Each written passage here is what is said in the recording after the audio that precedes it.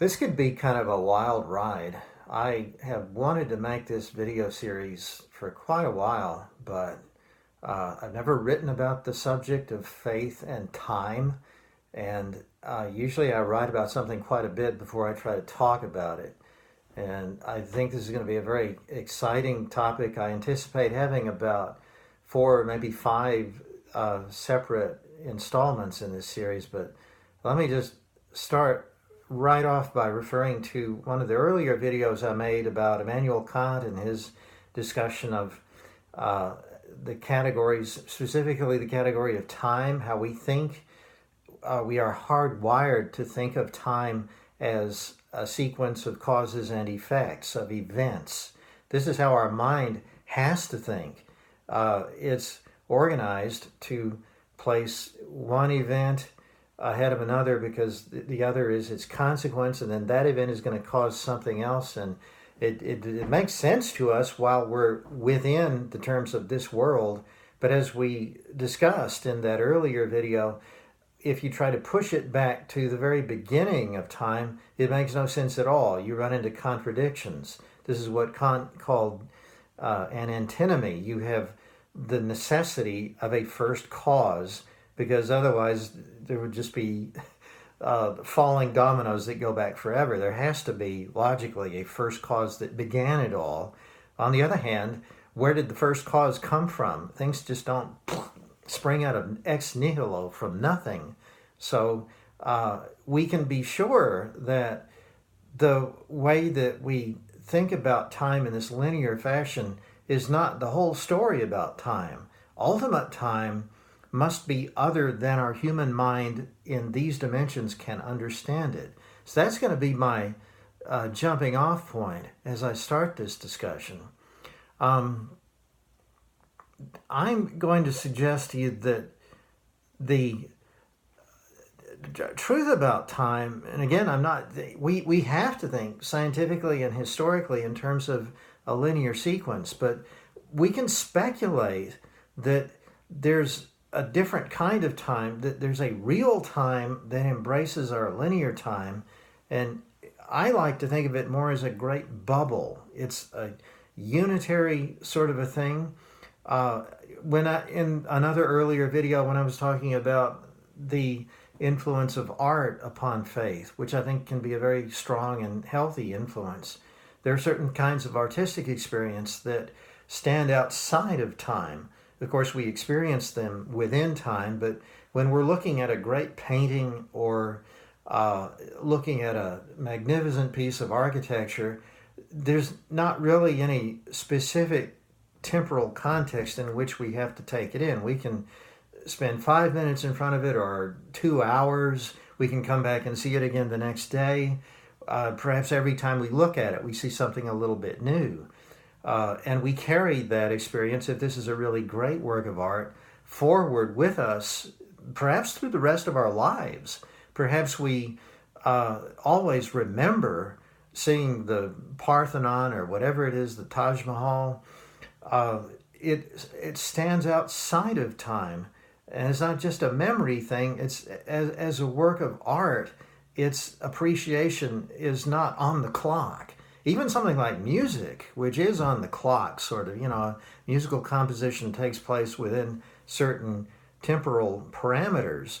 But I don't know how your mind works with these things, but I can hear a piece of music and it just stays with me all day long. Sometimes when I don't even want it to, I just can't get it out of my head.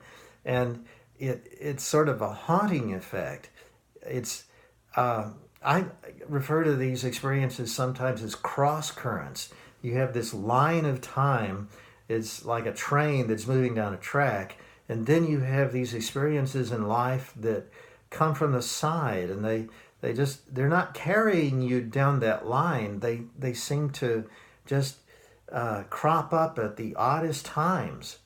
Think of an experience like looking at the Grand Canyon. You're never going to forget about that. It's always going to be with you, although you might have to dig back in your memory to bring it up again, but it's not really taking place in time. Or think, maybe some of you younger viewers, this might be, since our culture is not very art-based any longer, but maybe you've had experiences with important people in your life, maybe a certain Christmas or a holiday, a reunion, maybe an athletic event, a very big game, and you were very close to your teammates, and you forged bonds with those people, and on that occasion, you were brought together with them in a way that you'll never forget. It is just kind of with you always. Now, it took place on a certain day on the calendar, so it's part of chronological time, but it also stands outside of that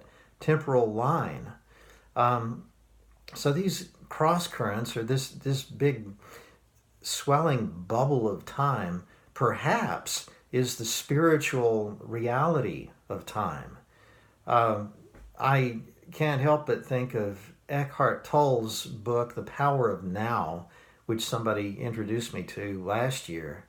And, I bet everyone's talking about it. It's sold, I don't know how many million copies. I was kind of disappointed after the big build-up, and especially the cliche about how now is the only reality. The past is already over with. You can't do anything about it. The book is closed. The future, we don't know what the future is going to hold, so it's not real either. The only thing is real is just this moment in time. But that's still linear thinking. And that's not what I'm talking about. Actually, I think the concept of this power of now is a very powerful one. Obviously, a lot of other people thought so too, but I think kind of it's misstated in the book. I think the real power of now is that the past and the future are part of this bubble, which is now.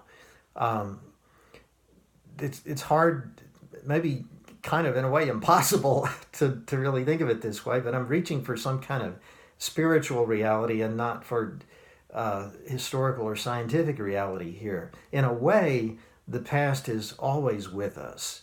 You're always what you were. You're just kind of, the bubble has swollen a little bit, but why are you the way you are now? Because of what happened, and but not even what happened, but what was in the past. Spiritually, it is. Think of Jesus's expression in the Gospel of John: before Moses was, I am. The crossing up of the verb tenses there is very, very interesting.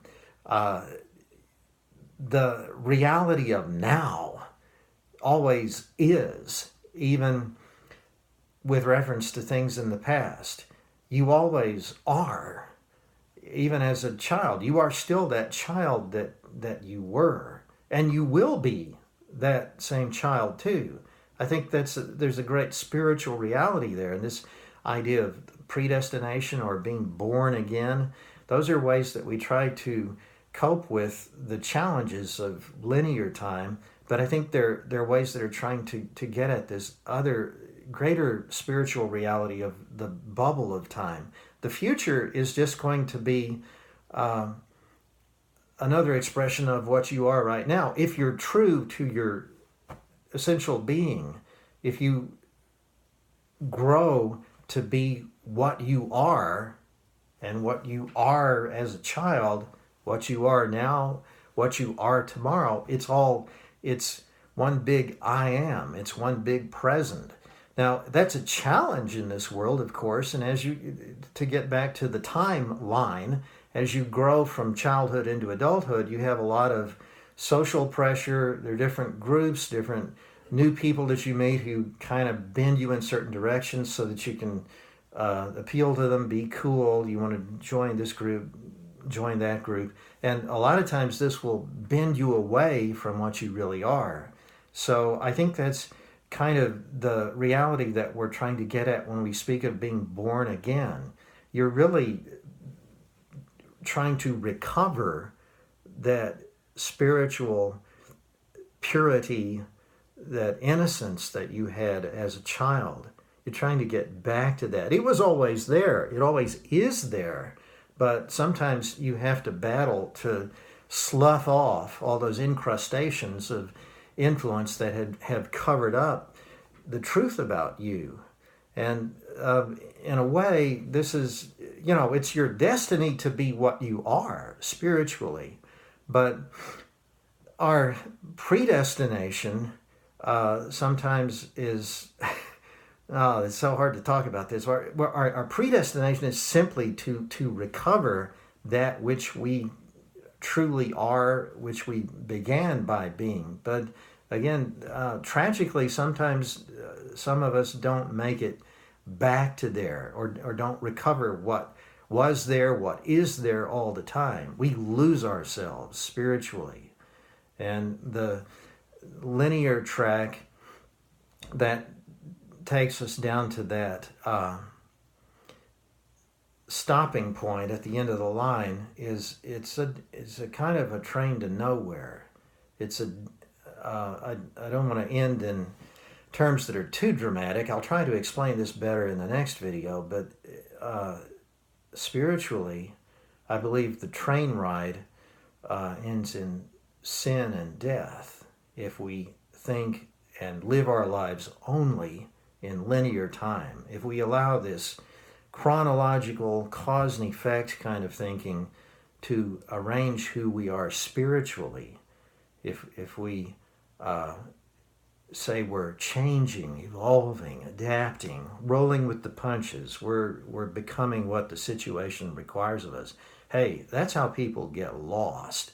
That's how they forget who they really are, and they become something that the world makes out of them. What has been made is a misshapen representation of what they really are inside. The way back to spiritual goodness and wholeness is the standing out of the track, to getting off the train, standing in the eternal present, so that what you're choosing today is not based upon your desire to be consistent with something that you did yesterday because you want to look right, you want to cast the right image, or something that you hope to achieve tomorrow. You don't cut deals with moral situations. You don't say, well, this isn't a very good choice and I know it's not right, but I'll make it up tomorrow because right now the end justifies the means. If I can just get to this destination, then I'll be a better person. I'll have more power and I'll be able to set things right. That's how people get lost. That's how, so many times in this world. That's temptation, and that can be great spiritual tragedy if people buy into that kind of thinking and don't pull themselves out of it in time, into the great bubble of ever-present time, to be in the future what you were born to be, what you are in God's image, and to remain that way in all that you do, in this eternal today, in this right here, right now, always to be that person.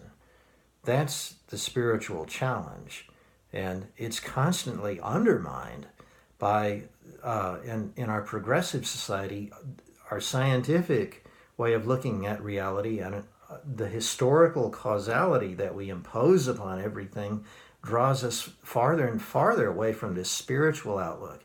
That's really, I think, the big challenge, the big spiritual challenge of contemporary living. More on that next time.